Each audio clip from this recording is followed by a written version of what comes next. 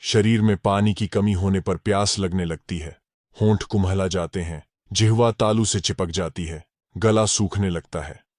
महात्मा सूरदास जी का बहुत प्रसिद्ध भजन है, अखियां हरिदर्शन की प्यासी हैं तो प्रज्ञा चक्षु, फिर भी उनकी आंखों को प्यास है हरिदर्शन की।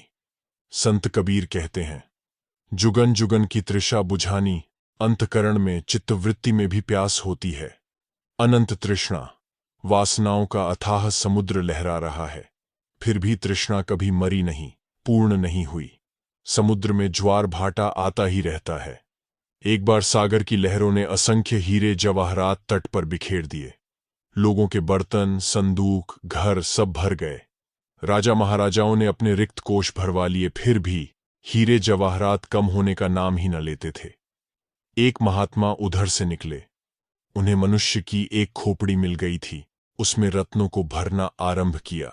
पूरे समुद्र के हीरे समा गए, लेकिन खोपड़ी खाली की खाली। चाह की खोपड़ी कभी भरती ही नहीं। राजनेताओं को बड़ा से बड़ा पद दे दें, तब भी वे भूखे के भूखे रहते हैं, और जब पद छिन जाए तब तो चेहरा देखते ही नहीं बनता। इच्छा अथाह समुद्र है, इसी का उग्र स्वरूप है तृष्णा। इधर संसार रूपी समुद्र में विषयवारी है, और उधर साधना के सही पथ पर चलते चलते ज्यों-ज्यों विषय रूपी वारी कम होता जाता है, ब्रह्म पीयूष मिलने लगता है। क्रमशः ब्रह्म भी अप्राप्य न रह जाए, ब्रह्म पीयूष अलग न रह जाए तो ब्रह्म पीयूष की भी चाह खत्म हो जाती है।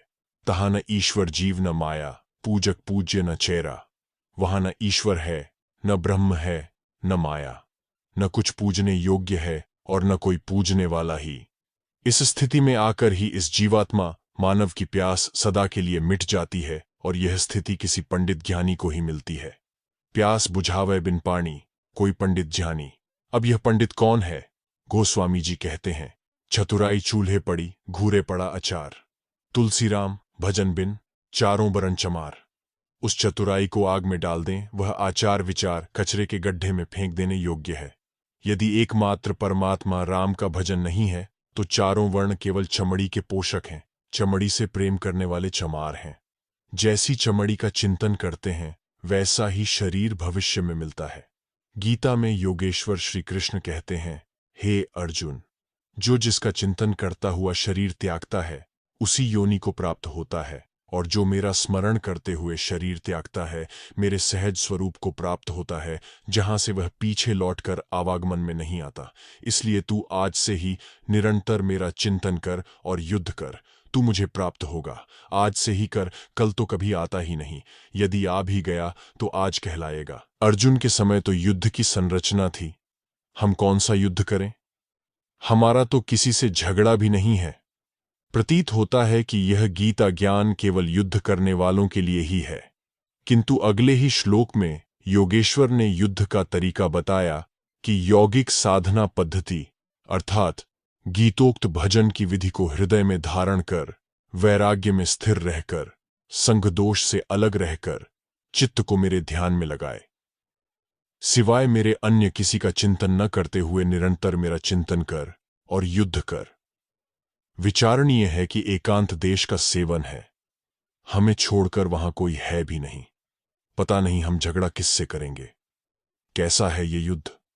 झगड़ा तब होता है जब किसी वस्तु में हमारा और किसी अन्य के राग का टकराव हो। यह पेड़ आपका नहीं, हमारा है तो लड़ सकते थे, किंतु जब लगाव ही नहीं है तो पेड़ खड़ा रहे चाहे गिर जाए, हमसे मतलब। मान लें यह कलम भगवान है, तो इसके अगल बगल यह कागज, यह टेबल न दिखाई पड़े। दिखाई पड़ता है तो युद्ध ही अधूरा है। इस प्रकार अन्य किसी का चिंतन न करते हुए निरंतर मेरा स्मरण कर और युद्ध कर। स्पष्ट है कि यह अंतःकरण की लड़ाई है।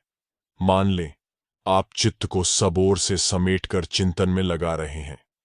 चिंतन में तो आप आज लग रहे हैं, पहले तो चिंतन में लगते ही न थे। चिंतन में लगते ही आपका मन जो धंधा जन्मांतरों से करता आया है, वही स्फुरण आपके अंदर उठने लगेंगे। काम क्रोध लोभ मोह की लहरें उठने लगेंगी। आप ताश खेलें, अतीत का कोई विचार नहीं आएगा। इसी प्रकार नृत्य देखें तो मुस्कुराते रहेंगे, बैठे रहेंगे, पुरानी कोई बात स्मरण में आएगी ही नहीं। किंतु एकांत में बैठकर भजन करने लगे तो 10 वर्ष पूर्व की घटना जिसे आप भूल चुके थे, मन व फाइल खोलकर भी रख देगा कि जरा इसे भी पढ़कर देखो।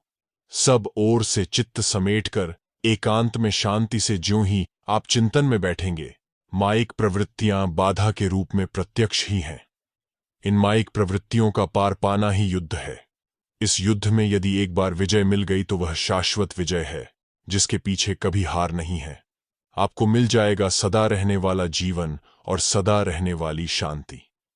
भगवान श्री कृष्ण कहते हैं, एयुएम तत्सदिति निर्देशो ब्राह्मणस्त्रिविधः स्मृतः ब्राह्मणास्तेन वेदाश्च यज्ञाश्च विहिताः पुरा।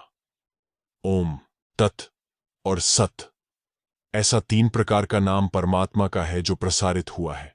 इसी के द्वारा ब्राह्मण, वेद और यज्ञ रचे गए। कौन सा यज्ञ रचा गया? वही जैसा अभी बता आए हैं कि योग विधि यज्ञ है, जिसका वर्णन गीता अध्याय 4 में है कि योगी लोग इंद्रियों के बहिर्मुखी प्रवाह को संयम रूपी अग्नि में हवन करते हैं, श्वास को प्रश्वास में हवन करते हैं, प्रश्वास को श्वास में हवन करते हैं, श्वास प्रश्वास की गति को रोककर प्राणायाम के परायण हो जाते हैं। तात्पर्य यह है कि श्वास अग्नि, प्रश्वास अग्नि, प्राणायाम अग्नि, संयम अग्नि, योगाग्नि, ज्ञानाग्नि, इन सब में कहीं आग नहीं जलती। अग्नि तो एक दृष्टांत है। जिस प्रकार अग्नि में आप कुछ भी डाल दें, भस्म हो जाता है, उसी प्रकार संयम भी एक अग्नि की तरह है, जिसमें पड़कर इंद्रियों का बहिर्मुखी प्रवाह शांत हो जाता है। प्राणायाम भी एक ऐसी अग्नि है कि प्राणों का व्यापार, मन की भाग दौड़, संकल्प विकल्पों का स्फुरण, इन सब पर विराम लग जाता है। यह मन की निरोधावस्था है। इसी निरोध के साथ ही यज्ञ का परिणाम निकल आता है, अमृत का भोजन और सनातन ब्रह्म में स्थिति। इस प्रकार परमात्मा के मुख से ही यज्ञ प्रसारित होता है। जब आप यज्ञ में प्रवृत्त होंगे तो भगवान मार्गदर्शन करने लगते हैं, बोलने बताने लगते हैं। श्रद्धापूरित हृदय से जब आपका संबंध भगवान से जुड़ जाएगा तो वेद की रचना होने लगती है। जो तत्व अविदित है विदित होने लगता है। वेद अपौरुषेय है, परमात्मा के श्रीमुख की वाणी है, सीधा प्रसारण है। वह अपौरुषेय वाणी सीधे प्रसारित होने लगती है। साधक समझता जाए और चलता जाए। इस जागृति के पश्चात केवल आज्ञापालन ही भजन है। आदेश समझें और लगें, यही है वेद रचे गए। इस प्रकार की साधना में चलते चलते साधक जहां मूल उन परमात्मा का स्पर्श किया तो ब्रह्म जानाति ब्राह्मणः, जो अविदित तत्व है उसका विदित होना वेद है। जब अंतिम स्तर तक विदित हो गया, जहां उससे संयुक्त हुआ, वह ब्राह्मण है। इस प्रकार ब्राह्मण रचे गए। ब्राह्मण एक रचना है। ब्राह्मण जन्मना नहीं होता, जानत तुम्ही हो ही जाई। उन्हें जानकर उन्हीं में स्थिति मिल गई। वह ब्रह्म से संयुक्त है, रंचमात्र भी ब्रह्म अलग नहीं, ब्राह्मण है। ब्राह्मण एक स्थिति है, यस्य सर्वे समारंभा काम संकल्प वर्जिता ज्ञानाग्निदग्ध कर्माणम तमाहु पंडितम बुधा। जिस पुरुष के द्वारा संपूर्णता से आरंभ किया हुआ कर्म, गीतोक्त नियत कर्म, संयम के साथ विधिवत प्रारंभ किया हुआ कर्म, आराधना, चिंतन, काम संकल्प वर्जिता, इतना उन्नत हो गया कि काम माने कामनाएं, इच्छाएं, इनसे ऊपर उठ गया। यह मन की निरोधावस्था है। संकल्प विकल्प का ही दूसरा नाम मन है। इस निरोध के साथ साधक जिसे जानना चाहता था वह जानने में आ जाता है। साक्षात के साथ मिलने वाली जानकारी का नाम ज्ञान है। ज्ञानाग्निदग्ध कर्माणम, इस ज्ञानाग्नि में कर्म सदा के लिए दग्ध हो जाते हैं। जो संस्कारों की रील में थे वे और वह नियत कर्म जिसे करना अनिवार्य था, ये दोनों कर्म दग्ध हो जाते हैं। तमाहु पंडितम बुद्धा। इसी स्थिति वालों को बोध स्वरूप महापुरुषों ने पंडित कहकर संबोधित किया है। पंडित एक स्थिति है। ऐसे महापुरुषों की रहनी कैसी होती है? विद्या विनय संपन्ने ब्राह्मणे गवि हस्तिनी शुनिचैव श्वपाके च पंडिता समदर्शिनः। विद्या विनय युक्त ब्राह्मण में और एक चांडाल में जो एक सियार लटकाए घूम रहा है उसमें, तथा गाय, कुत्ता या विशालकाय हाथी में पंडिताः समदर्शिनः, जो पंडित हैं वे समान दृष्टि वाले होते हैं। उनकी दृष्टि में विद्या विनय युक्त ब्राह्मण न कोई विशेषता रखता है और न ही वह चांडाल कोई हीनता रखता है। वह महापुरुष यह जानते हैं कि जो विप्र है, लक्ष्य के थोड़ा करीब है, और चांडाल लक्ष्य से कुछ दूर वाल्मीकि की तरह खड़ा है, अंगुलिमाल की तरह है, लेकिन है इसी पथ का पथिक। यदि उसे दुर्लभ मानव तन मिला है तो अधिकारी है। हाँ, वह थोड़ा भटका हुआ है। उन महापुरुषों की दृष्टि में न कुत्ता अधर्म है, न गाय धर्म, और न विशालकाय होने से हाथी ही कोई विशेषता रखता है। पंडित इन सब में समान ही दृष्टि वाले होते हैं। उनके पास न तो माया रूपी वारी का प्रपंच है, न ब्रह्म पीयूष ही दिखाई देता है जिसे वह प्राप्त करें, क्योंकि वह ब्रह्ममयी हो गए हैं। उनकी प्यास मिट चुकी है और दूसरों की प्यास भी यही मिटाएंगे। प्यास बुझावे बिन पानी, कोई पंडित ध्यानी। जल के दो दृष्टांत दिए जाते हैं, एक तो है विषय रूपी वारी और दूसरा है ब्रह्म पीयूष। यदि जीव को ब्रह्म पीयूष जैसा मधुर शीतल जल मिल जाए तो वह अनित्य, नश्वर, झूठे विषय रस के पीछे मृग की तरह भला क्यों भागता फिरेगा। पंडित वे हैं जिन्होंने उन प्रभु को प्रसन्न कर लिया है, वही परमहंस कहलाते हैं। वही सद्गुरु हैं जिन्होंने अपनी प्यास बुझा ली है, जो इस रास्ते से गुजर चुके हैं। वही दूसरों को भी चलाएंगे और लक्ष्य तक पहुंचा देंगे। ऐसे महापुरुष लोकहित के लिए कार्य करते हैं, स्वयं के लिए तो उनका कोई प्रयोजन ही नहीं रहता। दूसरों के कल्याण का स्रोत इन्हीं तत्वदर्शी महापुरुषों से, इन्हीं पंडितों से निकला है। वे सबको राह कैसे पकड़ाते हैं। बिना अन्न रस भोग लगावे, बिनु मुख पेट खाए छकी जावे, बिनु कर करे बिना पग धावे, बिनु रसना बोले अमृत बाणी। शरीर का भोजन रोटी, दाल, अन्न और षडरस है, किंतु आत्मा की खुराक में भजन ही भोजन है, उसमें अन्न या रस नहीं लगता। अर की धारा में रमण करना ही रोटी का खाना है। जो आत्म पर्यंत दूरी तय करा दे वह भजन ही भोजन है। महापुरुष वह भजन जागृत कर देते हैं। यही है बिना अन्न रस भोग लगाना। ये भोजन मुख से नहीं खाया जाता, पेट में नहीं जाता, चिंतन मन से किया जाता है। कदाचित कोई साधक कहीं लड़खड़ाता है तो उन दिनों सती अनुसुईया आश्रम घनघोर जंगल में था। अब तो वहां बाजार सा हो गया है, मेला लगता है वहां पर।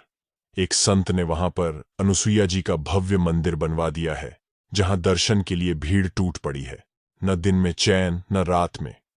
लेकिन हमारे गुरु महाराज को जब भगवान ने वहां बैठाया था, वर्षा के 4-4 महीनों तक आदमी से भेंट ही नहीं होती थी कि आदमी होता कैसा है। उस जंगल में महाराज जी अकेले निवास करते थे। क्रमशः 4-6 साधक शिष्य भी आपकी सेवा में आ गए। एक दिन एक साधक ने गुरु महाराज से निवेदन किया कि भगवान, हम लोगों ने इसी जंगल में एकांत में एक कुटिया बनाई है। आदेश होता तो मैं वहीं अकेले रहकर भजन करता। वह कुटी महाराज जी के आश्रम के समीप ही थी, आश्रम से लगभग आधा किलोमीटर दूर। उस कुटिया के बगल से ही शेर मंदाकिनी में पानी पीने जाया करते थे। गुरु महाराज ने उनका अनुरोध सुना तो बोले, ठीक है, वहीं रहा करो। 7 दिन में एक दिन आकर हमें प्रणाम कर लिया करो। जाओ, करो भजन। उन शिष्य ने कुटिया के बाहर एक मचान बना लिया था। जंगल में यत्र तत्र बिखरी लकड़ियों को एक सीध में रखकर बैठने और लेटने जितना मचान था, उसी पर बैठकर वह रात्रि में भजन किया करते थे। गर्मियों के दिन थे, वहां न बिजली थी, न पंखा और न प्रकाश की ही कोई व्यवस्था। एक दिन वह मचान पर भजन कर रहे थे। अनुभव में उन्हें आदेश मिला, आज सोना मत, भजन में लगे रहो। धीरे धीरे रात्रि के 12 बज गए, 1 बज गए। कमर दर्द करने लगी। उन्होंने सोचा सोएंगे नहीं, थोड़ा लेटकर कमर सीधी कर लें। जहां मचान के कुंधों से पीठ लगी, आराम मिला कि नींद आ गई। इतने में एक चित्तीदार शेर गुलबाग मचान के सामने पिछले पंजों पर बैठकर अध्ययन करने में लगा था कि मचान पर उदरपूर्ति हेतु पर्याप्त भोजन है या नहीं। वह सिर ऊंचाकर कुछ सूंघ रहा था।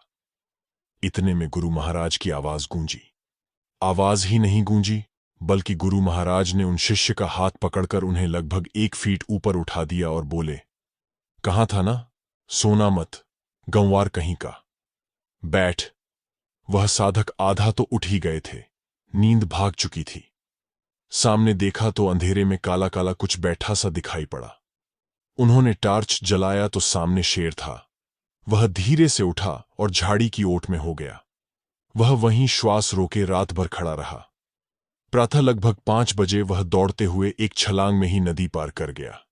थोड़ी ही देर में जब उधर से जानवरों की चिकपिक सुनाई देने लगी, तब उन साधक को लगा कि शेर अपने भोजन की टोह में निकल पड़ा है। इस प्रकार महापुरुष बिनु कर करे, हाथ तो वहां था नहीं, लेकिन हाथ से पकड़कर उठा दिया। बिना पग धावे ऐसे महापुरुष को कहीं भी पुकार लोगे, आपके घर में भी दिखाई पड़ेंगे। और बिनु रसना बोले अमृतवाणी। इतनी जोर से आवाज गूंजी कि उठ, कहां था ना, सोना मत। सो गए। बिना भूमि का महल बनावे, बिन आधार की सेज बिछावे। साधक धीरे धीरे संसार का संबंध तोड़कर मन को शून्य में स्थिर कर लेता है। शून्य कहते हैं आकाश को, पोल को। जब मन संकल्प विकल्प से रहित, वाह्य प्रपंच से भी रहित, देहाध्यास से भी रहित होकर शून्य में स्थिर होने लगता है, तो इसका नाम है चिदाकाश। वहां भूमि नहीं होती। ऐसे योगी संत की रहनी बिना भूमि का महल मन शून्य में टिकने का अभ्यास बना लेता है।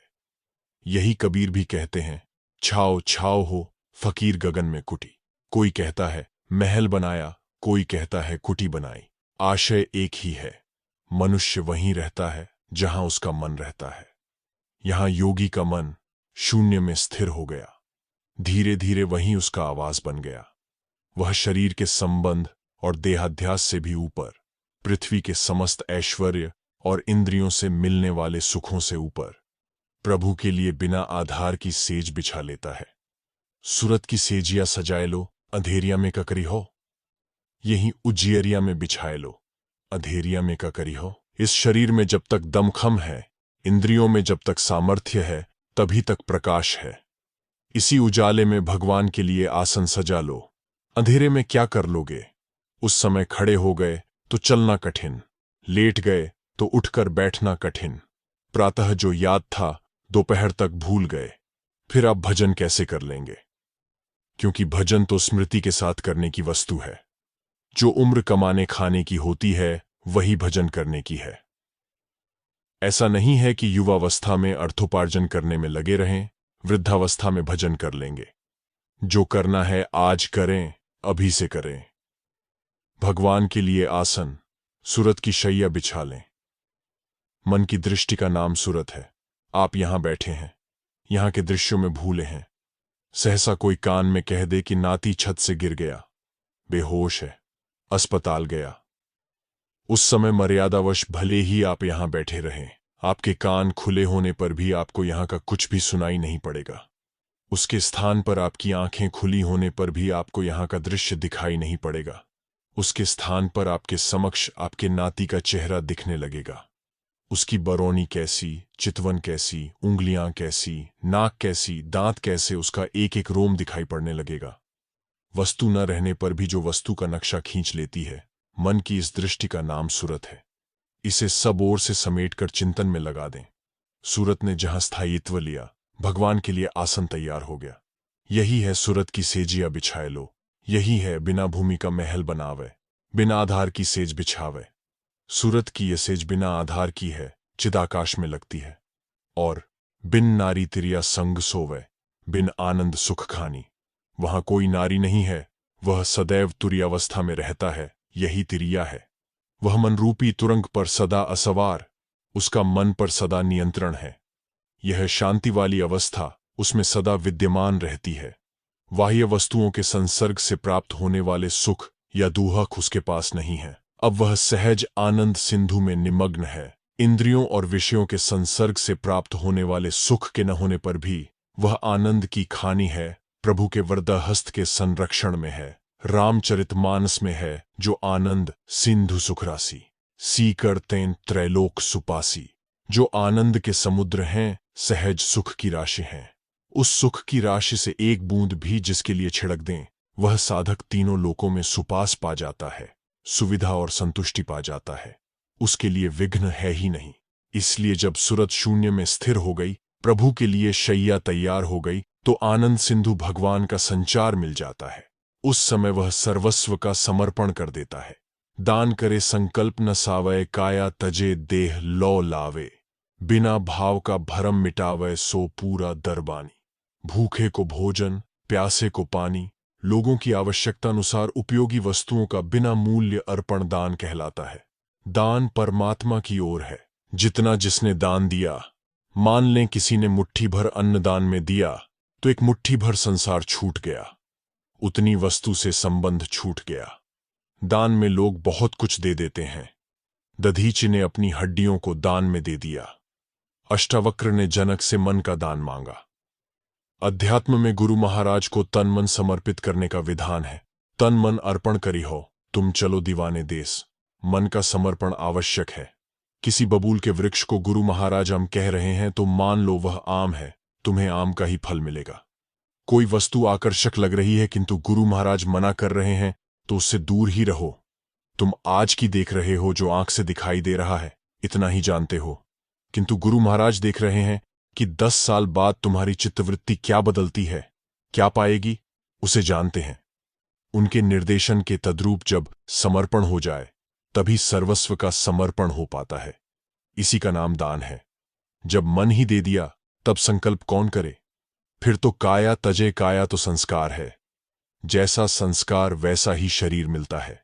जन्म मृत्यु का कारण संस्कारों की रील है। संकल्पों का दान होते ही मन मिटा माया मिटी हंसा बेपरवाह। जाका कछु न चाहिए सोई शाहनशाह। इस अवस्था का महापुरुष शरीर से भला करे चाहे बुरा। योगी के कर्म अशुक्ल और अकृष्ण होते हैं। उनके न शुभ संस्कार पड़ते हैं न अशुभ। वे महापुरुष लोकहित के लिए कर्म करते हैं। महापुरुष जो प्रमाण कर जाते हैं, पीछे वाली पीढ़ियां उसी का अनुसरण किया करती हैं। उन महात्मा को आवश्यकता नहीं है, फिर भी उन्हें लोकहित के लिए क्रिया में बरतना चाहिए। यही कारण है कि वे देह से भला बुरा कर्म कारण ही करते रहते हैं। उनकी उसमें कोई रुचि नहीं, कोई लिप्सा नहीं। पद्मपत्र मिवाम भसा। कमल के पत्तों पर घड़ों पानी डालें, थोड़ी ही देर में वह सूखा का सूखा मिलता है। ऐसे महापुरुष बिना भाव का भ्रम मिटावे। भाव होता है अपने से श्रेष्ठ में, माता पिता, गुरु या भगवान में। प्रेमास्पद प्रभु जब भिन्न नहीं रह गए, अभाव है ही नहीं, भगवान विलग नहीं है। जब रंच मात्र भी भाव या अभाव नहीं रह जाता तो भ्रम सदा के लिए समाप्त हो जाता है। सो पूरा दरबानी वह भगवान का सच्चा दरबान है। गुरु महाराज कहा करते थे, हो, हम भगवान के दूत हैं, द्वारपाल हैं। हमसे मिले बिना कोई भगवान तक नहीं पहुंच सकता।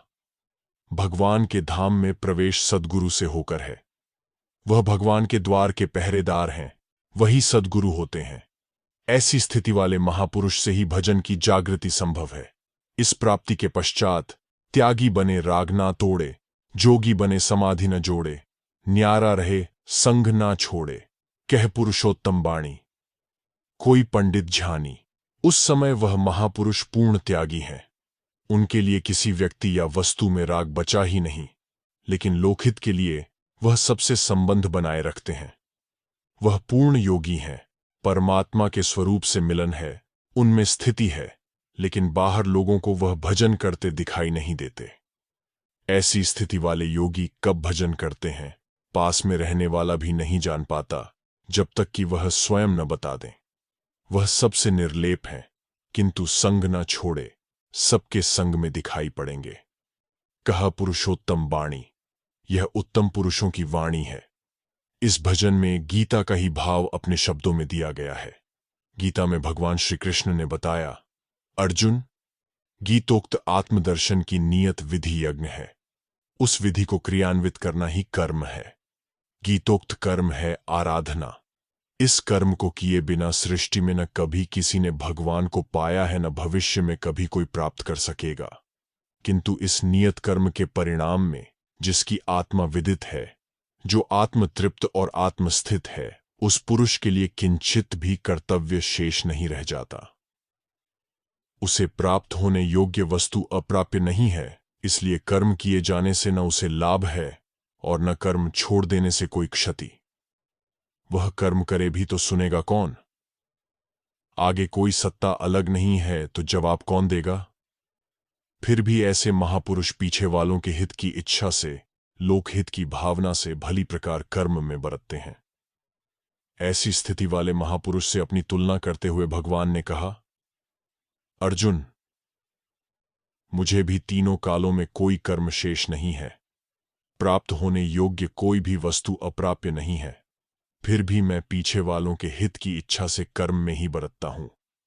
यदि मैं ऐसा न करूं तो मेरा अनुकरण कर समाज भी कर्म छोड़ बैठेगा, नष्ट हो जाएगा, वर्ण संकर हो जाएगा और मैं इस प्रजा का हत्यारा कहलाऊंगा। इसलिए महापुरुष को चाहिए कि स्वयं करते हुए सबसे कराए। महापुरुष जो प्रमाण कर जाता है, समाज उसी का अनुसरण करता है। इसीलिए वे समाज को कर्म करने के लिए प्रोत्साहित करते हैं, क्योंकि कर्म से भाग्य के असाध्य कुअंक भी मिटाए जा सकते हैं। कभी कभी घटनाएं ही व्यक्ति का हृदय परिवर्तन कर देती हैं। जीवन के आरंभिक दिनों में दस्यु रहे एक व्यक्ति को डाका डालने से नफरत हो गई। वह एक महात्मा जी की कुटिया में जाकर बोला, संत जी, हमें शिष्य बना लें। महात्मा ने उसकी लाल लाल आंखें, भयंकर चेहरा, ऐंठी हुई मूंछें देखी। उसे चाय पिलाकर बोले, भगत जी, आगे और अच्छी कुटिया है, आप आगे बढ़ लें। दो चार महात्माओं ने उसे इसी तरह आगे बढ़ा दिया। अंततः एक महात्मा ने उसे स्वीकार करते हुए कहा, यह झंडा काला है, इसे बांस में लगा लो। भगवान के इस नाम का जप करो। भूख लगने पर भिक्षा मांग लिया करो और दिन रात जप करते रहो। जिस दिन यह काला झंडा सफेद हो जाए, हमारे पास आ जाना। जो आज्ञा गुरु महाराज, कहकर वह व्यक्ति चल पड़ा। उसी तरह जीवन यापन करते उसे साल डेढ़ साल बीत चला। प्रतिदिन वह देख लेता था कि झंडा सफेद हुआ या अभी काला ही है। वह पुनः नाम जप में लग जाता। गांव में बस्ती से दूर दूर भी कुछ घर बन जाया करते हैं। इसी तरह का एक घर गांव से बाहर एकांत में था। वह महात्मा उस घर से थोड़ी दूर पर एक पेड़ के नीचे आसन लगाकर भजन कर रहे थे। रात में उस घर में 4 लुटेरे पहुंच गए। संयोग से उस रात उस घर के पुरुष आवश्यक कार्य से कहीं बाहर चले गए थे। घर में केवल 4 सयानी कन्याएं ही थीं। उन्होंने बहुत हल्ला मचाया। पूरा गांव जग गया। लोग दूर से ही आश्वासन देने लगे, घबराना नहीं, हम आ रहे हैं, घेरो रे, चलो रे। भागने न पाए। लोगों ने खूब शोर मचाया, लेकिन आया कोई नहीं। लुटेरों ने रुपये गहने बांध लिए और 4 कन्याओं को भी घसीट कर ले जाने लगे। अब उन महात्मा से नहीं रहा गया। वह विचार करने लगे कि मुझ में क्षमता है कि मैं इनकी रक्षा कर सकता हूं। मैं ठहरा साधु, सांसारिक प्रपंचों में उलझने से कहीं पाप न हो जाए, यही सब छोड़कर तो मैं आया हूं। भजन छोड़कर इनकी रक्षा करने चलूं तो कहीं गुरु महाराज की आज्ञा का उल्लंघन न हो जाए। वह अभी यह सोच ही रहा था कि बेटियों का करुण क्रंदन सुनाई पड़ा। उसने झंडा अपने बांस पर लपेटा, उन 4 पर टूट पड़ा। एक पल में ही उसने उन 4 को मार गिराया। उसका तो यह धंधा ही था। उसने लड़कियों से कहा, बेटा, अपना सामान ले लो और घर जाओ। अब कोई खतरा नहीं है, तुम लोग शांति से घर जाओ। लड़कियां अपना सामान लेकर घर को भाग गईं। उन महात्मा ने बेहोश लुटेरों को घसीटकर पशुओं के झोपड़े में बंद कर बाहर से सांकल लगा दिया और दूर किसी वृक्ष के नीचे अपने आसन पर पुनः नाम जप में लग गए। बड़े सवेरे ही उस घर के सामने गांव वालों की भीड़ लग गई। कोई कह रहा था, खेतों में ढूंढो, हम लोगों की निगाहों से बच नहीं सकते। रात भर हमने घेरा बना रखा था, वे कहीं भागे नहीं होंगे। कोई कह रहा था, इस डकैती की पोल खोलकर ही दम लेंगे। वे कहीं से आए हों, दरोगा जी हमारे मित्र हैं, हम उनसे कहकर उन्हें ढूंढ निकालेंगे। कोई कह रहा था, अभी कल ही हम मंत्री जी के साथ थे, उनसे कहकर CID जांच बैठा देंगे या SP साहब से कहकर खोजी कुत्ता मंगाए देते हैं। कुछ लोग ढूंढते ढूंढते वहां के चिल्लपौं से दूर पेड़ के नीचे बैठे हुए उन महात्मा के पास भी पहुंचे। वे बोल पड़े, यही था, इसकी आंखें तो देखो, यही था चोर। सब लोग उन महात्मा को चारों ओर से घेरा बनाकर उस घर के समीप ले गए। उन कन्याओं ने कहा, इन्हीं महात्मा ने तो हम लोगों की रक्षा की है। अब गांव भर उन महात्मा को प्रणाम करने लगा। लोगों ने पूछा, महाराज जी, वे किधर गए? उन महात्मा ने कहा, इस झोपड़ी में देखो। चारों लस्त-पस्त वहीं पड़े थे, भागने लायक रही ही नहीं गए थे। इधर उन महात्मा ने अपने झंडे को देखा तो झंडा सफेद था। वह दौड़ते हुए गुरु महाराज के पास पहुंचे और बोले, महाराज देखिए, झंडा सफेद हो गया। गुरु महाराज ने कहा, बेटा, देखा भगवान के नाम में और साधना में कितनी शक्ति है कि काला झंडा भी सफेद हो गया। उस शिष्य ने कहा, नहीं गुरु महाराज, यह नाम के शक्ति मात्र से सफेद नहीं हुआ है। हमें भी पूरी ताकत से बांस चलाना पड़ा, तब जाकर यह झंडा सफेद हुआ है। यही है गुरु डाली दिहले मुंगरा हलल करे चेला। गुरु जो मंत्र दे देता है, हलल करे, उसमें प्रवेश करना, उसे कार्य रूप देना साधक का दायित्व होता है। गुरु महाराज कहा करते थे, गुरु कुछ देता नहीं है, वह साधक को उसका गड़ा हुआ धन बता देता है। वह प्रेरणा देता है कि बेटा, वह प्रकाश दिखाई दे रहा है, पहुंच जाओ। वहां तक चलना साधक को ही पड़ता है। जैसा अभी आपने इस दृष्टांत को सुना, आप सबका झंडा काला है, अंतःकरण अविद्या से आवृत्त है। जब भी आपके मन मस्तिष्क में विचारों की लहर उठेगी, अविद्या की कालिमा लेकर उठेगी। यही काले झंडे का फहरना है। आपके मन, बुद्धि, चित्त और अहंकार, ये चतुष्टय अंतःकरण दस्युओं से आक्रांत हैं। सद्गुरु के आदेश का पालन और नाम के सतत जप से चारों सुरक्षित हो जाते हैं। अंतःकरण में दैवी संपद का प्रवाह आ जाता है। इससे शुभ, पारदर्शी, कल्याणकारी लहरें उठने लगती हैं। गुरु महाराज के आदेश का पालन होने लगा तो श्वेत झंडा फहरने लगता है। ऐसे ही महापुरुष के लिए इस पद में कहा गया कि प्यास बुझावे बिनु पानी कोई पंडित ज्ञानी। पहले तो विषय रूपी वारी है जिसमें संसार निमग्न है। सद्गुरु की कृपा से संयम सध गया तो ब्रह्म पीयूष रूपी वारी प्राप्त होने लगता है। और दर्शन स्पर्श स्थिति मिलने पर वह परमात्मा भी अलग नहीं रह जाता, तो वह है पूर्ण पंडित, ज्ञानी। वह प्यास से मुक्त हो गए। अन्य की प्यास भी ऐसे महापुरुष ही मिटा सकते हैं। सद्गुरु परमात्मा में ऐसी स्थिति का नाम है। जब तक वृत्तियों का निरोध नहीं हो जाता, काला झंडा श्वेत होकर लहराने न लगे, तब तक साधक को सदैव लक्ष्य पर दृष्टि रखनी चाहिए। ओम श्री सद्गुरुदेव भगवान की जय।